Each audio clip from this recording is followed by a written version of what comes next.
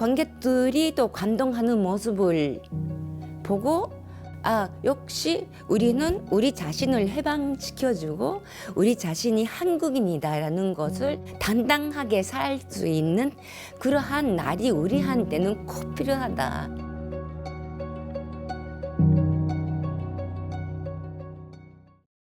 이카이노에서 태어났습니다.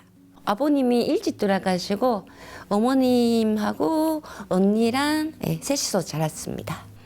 제가 태어났을 때 굉장히 가난했어요. 그리고 제일교포들의 밀집지에서 살고 집들이 다다다다 다 붙어 있어요. 그래서 언제든 그 옆집 할머니들이 나오다 이렇게 들어오시고 옆소리가 다 들려요. 그만큼 이제 가난한 동네에 살았는데 그때 밀집지니까 다들 친하게 지냈고요.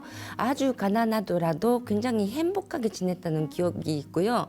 어머님께서는 굉장히 엄격하게 자매를 키우셨어요. 예의 범절 이런 걸. 그리고 하지만 열렬한 민족주의자라고 해야 되나? 항상 하신 말이 제가 아주 어렸을 때 이해도 못했는데 너는 한국인이니까 한국인의 궁지를 가지고 살아야 된다. 이렇게 말씀하셨어요.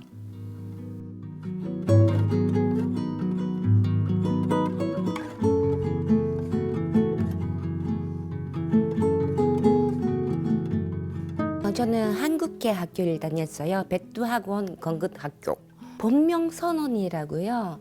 일본 학교에 다니는 학생들이 한국계 학생들이 자기 이름은 일본식의 이거가 아니라 뭐뭐뭐입니다. 이렇게 선언하는 자기의 진 모습을 자기 친구들한테 보여줄 수 없는 답답함, 자기 전체성을 감추고 살아야 하는 그 힘든 삶, 이것에 대해서 자기 본명 선언을 함으로써 자기 정체성을 되찾는 그러한 이야기를 제가 듣게 되었어요.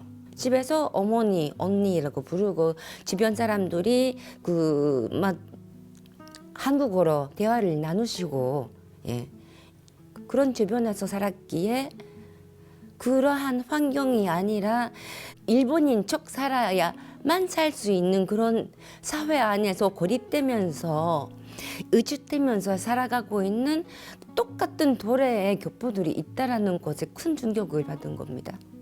제가 일본 촐리대학교라는 학교에 다녔는데 그 촐리대학교에는 조선어학과라고 있어요.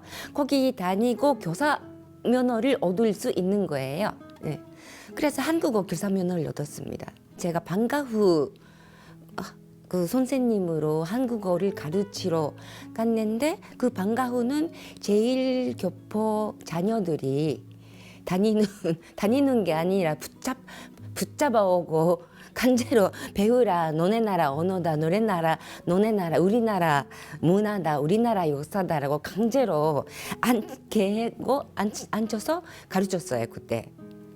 근데 시간이 지나니까 그때 그 친구들이 학교에서 못 배우는 역사에 대해서 알고 제일교포들이 왜 우리가 여기에 있는지, 여기서 왜 우리가 살고 있는지에 대해서 인식을 하게 된 거예요.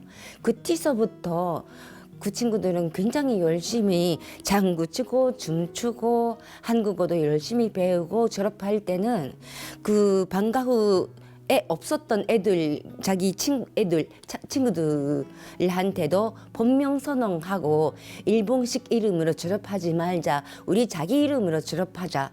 꼭 크게 호소를 해가지고 그 학교에 있는 100% 한국인 자녀들이 본명 선언을 해서 졸업을 했어요. 제가 대학교 1학년 때 오사카에서 이쿠노 민족문화제라는 교포들이 스스로의 힘으로 자기들의 잔치를 만든 거예요.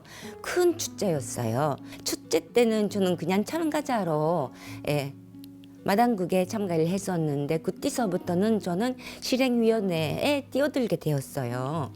너무 감동하고 함께하는 친구들도 감동하고 전국적으로 관객들이 몰려왔어요. 그 관객들이 또 감동하는 모습을 보고 역시 우리는 우리 자신을 해방시켜주고 우리 자신이 한국인이다라는 것을 오픈하는, 자유롭게 오픈하는, 당당하게 살 수 있는 그러한 날이 우리한테는 꼭 필요하다. 그렇게 생각을 하고 그때서부터는 열심히 배우기 시작한 거예요. 아까 말씀드린 듯이 입구노 민족 문화재를 계기로 마당극을 알게 되고 우리 춤을 배우기 시작하고 풍물도 배우기 시작을 했었어요. 그 연장선상에서 유학을 한 거고요. 그 당시 그딴 아리랑 현재도 현존하는 극단인데요. 극단 아리랑의 김명곤 선생님께서 대표로 계셨어요. 이거 김명곤 선생님한테 말씀드리고 나는 연극을 더 체계적으로 배우고 싶다. 그래서 극단 아리랑으로 가고 싶다.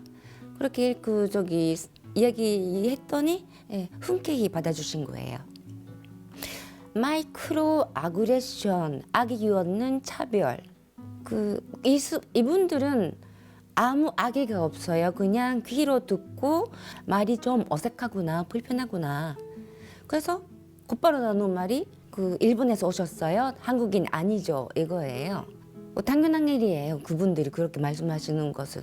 특히 한국인들은 칫솔족이니까. 하지만 일본에서 한국인이라는 이유로 차별받아왔던 저한테는 작은 그런 악이 없는 차별도 아주 큰 상처가 됐죠. 그딴 아리랑에 있었을 때 김영건 선생님께서 저한테 아동극 연출을 맡으라고 하셨어요. 근데 그때 막연하게 인형극 해야겠다 이렇게 생각을 했었죠. 제가 여의치 않게 일본에 가야 되는 사정이 생겨버렸어요. 그래서 일본으로 건너왔는데 다른 것은 아쉽지가 않는데 인형극을 못했다는 거, 아동극 연출을 못했다는 거, 그게 아쉬웠어요. 그래서 일본에 돌아와서 아주 두꺼운 전화번호부를 꺼내와가지고 인형극 딱 검색하고 메뉴에 있었던 그 인형극 땅 구라루테 여기면 우리 집하고 가깝구나. 그래서 곧바로 전화를 한 거예요. 그래서 미술부에 가가지고 요시다 세이지라는 분을 만난 거예요. 미술 좋아하니까 인형 만들기라도 배우고 싶다. 배워보겠다. 이렇게 이야기 나눈 게 인연이 된 겁니다.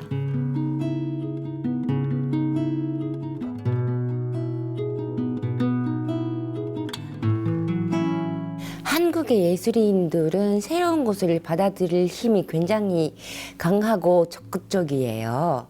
인형극계로 따지면 일본에서 인형극을 하려면 일본이라는 나라는 섬나라지 않습니까? 그러니까 하나의 틀이 있습니다. 그 틀에서 벗어나면 살아남기 어려워요. 우리나라는 그 틀 자체가 굉장히 넓어요.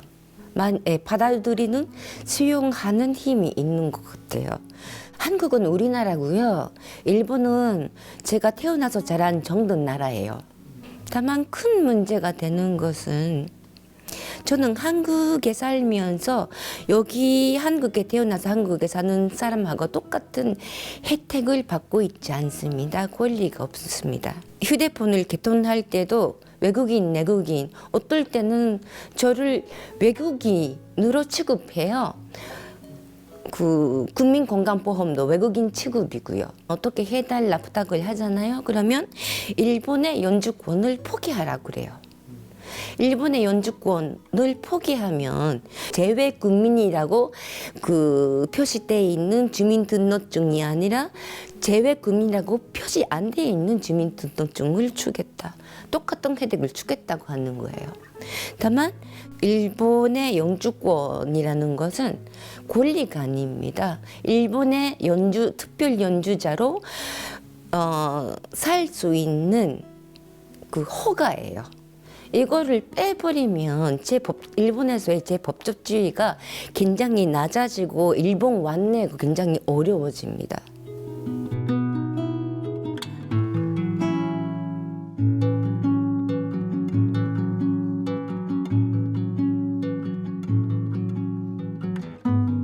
대한민국에 여기서 태어나고 자라고 여기서 사는 사람만이 대한민국 국민은 아니다.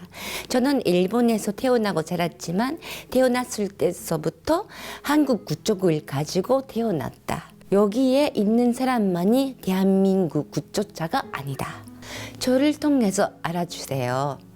대한민국 국민은 이 대한민국에서 태어나고 자란 사람만이 아니라 세계 각국에 대한민국 국적을 갖고 있는 사람들이 있다는 것을.